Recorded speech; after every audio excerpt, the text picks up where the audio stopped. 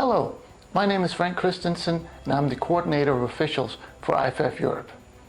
Today we're going to look at some examples of a coin toss, and we'll have a look at the procedure and how to best perform a coin toss. But before we get to the plays, let's have a look at what the rulebook and the MOFO have to say. Rule 311 deals with coin toss, and it says, among other things, C. 3 minutes before the scheduled starting time, the referee shall toss a coin at midfield in the presence of not more than 4 field captains from each team and another game official, first designating the field captain of the visiting team to call the coin toss. Before the second half, the referee will obtain the team's second half options. D. During the coin toss, each team shall remain in the team area. The coin toss begins when the field captains leave the sideline and ends when the captains return to the sidelines. E. The winner of the toss shall choose one of the following options. 1. To designate which team shall kick off. 2. To designate which goal line his team shall defend. 3. To defer his selection to the second half. F. The opponent shall then choose option 1 or 2 above as available. G. If the winner of the toss chooses option 3 above, then after the opponent's choice, the winner selects the available option 1 or 2 above. H. For the second half, the loser of the toss or the winner who chooses option 3 above shall choose option 1 or 2 above. The opponent then chooses the remaining available option. In the MOFO, we go to section 8.4 coin toss. 3. The referee and umpire shall take up position in the center of the field. The field judge and side judge shall escort their respective captains onto the field and introduce them to the referee. 4. It is not necessary for the referee to introduce the officials to the captains, nor for any of the officials to shake hands with any of the captains. 5. Referee. Ask the captains to introduce themselves to each other. Have the home team stay still and have the visiting team walk around and shake hands with them. This is also something that the deep wings can instruct the captains to do while they're still on the sideline waiting to come onto the field. 6A. Show the speaking captain both sides of the coin and clarify any doubt there may be as to which side is heads and which side is tails. B. Ask the visiting captain to call the toss clearly and ask them again if their call is not clear. C. Announce clearly the captain's call. D. Toss the coin and either catch it or let it drop to the ground in view of the captains. E. Indicate the winning captain by placing a hand on or near their shoulder. And F. Ask the winning captain for their chosen option. 9. If the winning captain elects to defer their option to the second half, the referee should, after placing a hand on or near the captain's shoulder, step well clear and give the option deferred signal towards the press box. The losing captain should then be giving the remaining options. 11. Summary. A. Indicate the team that has won the toss and if they have deferred their option. B. Determine who is going to receive and at which end. C. Move the captains. This tells everyone which goal each team is defending. And finally, D. Indicate either who is receiving or who is kicking off, but not both. So that was the book. Now let's have a look at some real life examples.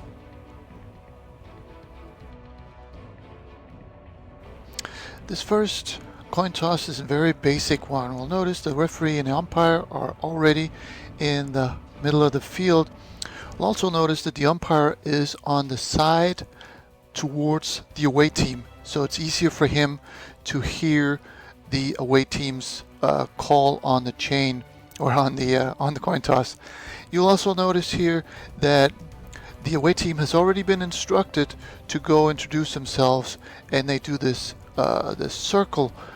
And you'll notice that once they do, the referee takes a step back as to not to invite the away team to shake hands with him, because we really don't need to shake hands with these captains. It's perfectly fine that they shake hands with each other. And then we move on to presenting the coin. Sometimes we have a coin that actually says heads or tails on it. That makes it a little easier. If not, then we have to identify which side is head and which is tails. And you'll notice that he catches the coin, and he doesn't have to flip over a hand or flip over the coin after he catches it. So he catches it with a hand palm up, so he could just go ahead very quickly and show the coin. And the home team won, which is indicated by this hand on the shoulder. And they wanted to receive the ball, so the away team wanted to kick, and then we turn them around. The home team has elected to receive the ball. And right now, when the referee lines up like this, it's easy for him just to start backing up, and he will get to the goal line where he needs to go. So we don't run the risk of lining up at the wrong end of the field. Now let's have a look at another coin toss where one team actually defers. So here's another coin toss, and we have the same situation. The referee umpire in the middle, deep wings bringing in the captains, the away team going around saying hello, doing that little circle where everything just looks organized and structured. And now the referee is ready to do his stuff, showing off his coin. And again, the away team is going to call the coin.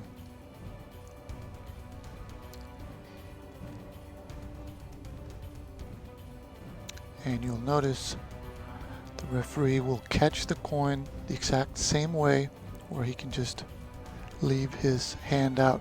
And here comes the defer. So again, hand on the shoulder, he won, and right away defer signal.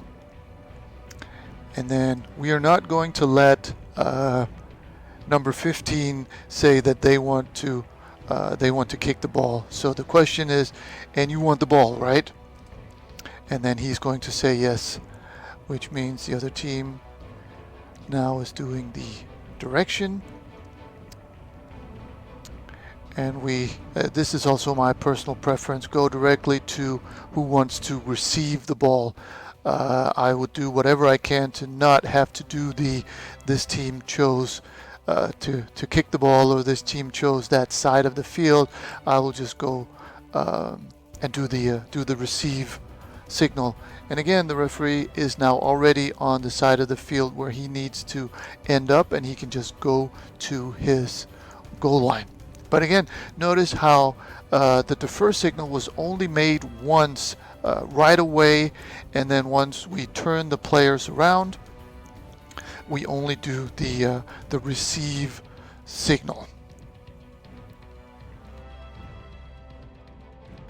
And here's the last coin toss. You'll notice that a lot of it looks the same, but you'll also notice that we now have a VIP between the umpire and the referee, and it could be a sponsor, it could be a celebrity. It really doesn't matter who it is. But again, the away team comes around, the referee shows off the coin. Now, if you have time to practice with the VIP and show him how you want him to catch the coin, you can do that, or you can just let him flip the coin and let it hit the ground. That's really up to you and how much time you have, and how much confidence you have in the in the VIP. Sometimes when it's a little boy or a little girl, you don't really know if they can catch the coin. It's better to just let the coin hit the ground. But here you'll notice that the referee actually had time to instruct the VIP in how to catch the coin, so he caught it the same way the referee usually does, and now all he has to do is to remove his left hand and the coin will be right there just like it landed. The home team won the toss. They elected to defer, which means the away team will receive the ball. So we'll ask the home team and they will kick from there in that direction. The umpire here helps move the players around and the away team will receive the ball.